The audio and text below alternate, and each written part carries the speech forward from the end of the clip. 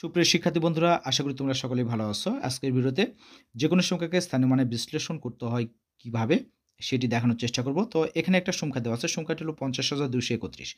তো এখন আমরা ৫০,২৩১ কে স্থানীয় মানে বিশ্লেষণ করব।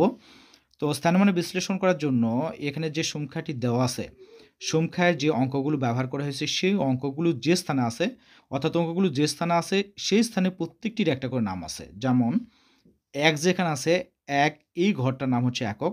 ৩ যেখানে আছে এই স্থানের নাম হচ্ছে দশক। ২ যেখানে আছে এই স্থানের নাম হচ্ছে শতক। ০ যেখানে আছে এই স্থানের নাম হচ্ছে হাজার। আর ৫ যেখানে আছে এই স্থানের নাম হচ্ছে কি অযুত। তো আমরা একক, দশক, শতক, হাজার, অযুত এই টার্মগুলো ব্যবহার করে খুব সহজেই আমরা যেকোনো সংখ্যার স্থানীয় মান বের করতে পারবো। তো এখানে ১, ১ যেহেতু এককের ঘরে আছে তাই আমরা এখানে লিখব ১ একক। ১ একক বলতে কি? ১ একক বলতে একটাই ১। তার মানে আমরা এটাকে লিখব ১।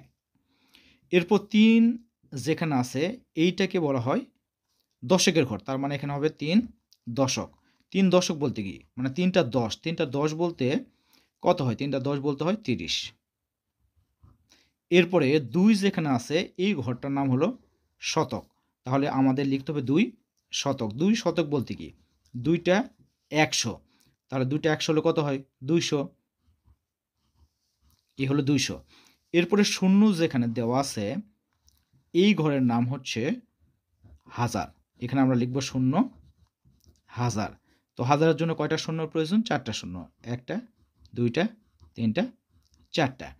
এরপরে ৫ যেখানে দেওয়া আছে এই ঘরটার নাম হলো অযুত। তাহলে আমাদের লিখতে হবে ৫ অযুত। তো ৫ অযুত বলতে কত বোঝায়?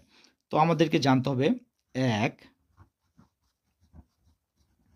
অযুত সমান ১০,০০০। এটা আমরা জানি যে ১ অযুত সমান কত হাজার? ১০,০০০। তাহলে ৫ অযুত সমান কত হবে? ৫০,০০০। এ হলো ৫০,০০০। তো তোমাদের যদি একক, দশক, শতক, হাজার, অযুত এই সম্পর্কে যদি তোমাদের ধারণা থাকে তাহলে তোমরা যেকোনো সংখ্যার খুব সহজেই স্থানীয় মান বের করতে পারবা। এখন আমরা আরও একটি সংখ্যাকে স্থানীয় মানে বিশ্লেষণ করব। তো এখানে যে সংখ্যাটি দেওয়া আছে সেটি হলো ৯৩,০০৫। একইভাবে আমাদেরকে যেটা জানতে হবে সেটি হলো এইটা এককের ঘর, এটা দশকের ঘর, এটা শতকের ঘর, এটা হাজারের ঘর, আর এইটা হচ্ছে কি অযুতের ঘর। অর্থাৎ একক, দশক, শতক, হাজার, অযুত এই টার্মগুলো ব্যবহার করেই আমরা যে কোনো সংখ্যার স্থানীয় মান খুব সহজে বের করতে পারবো। তাহলে ৫ যেখানে আছে সেই স্থানের নাম হলো একক। তার মানে ৫ একক। ৫ একক বলতে কি? ৫টা ১। এই ৫টা ১। এরপরে ০ যেখানে দেওয়া আছে সেটা হলো দশকের ঘর।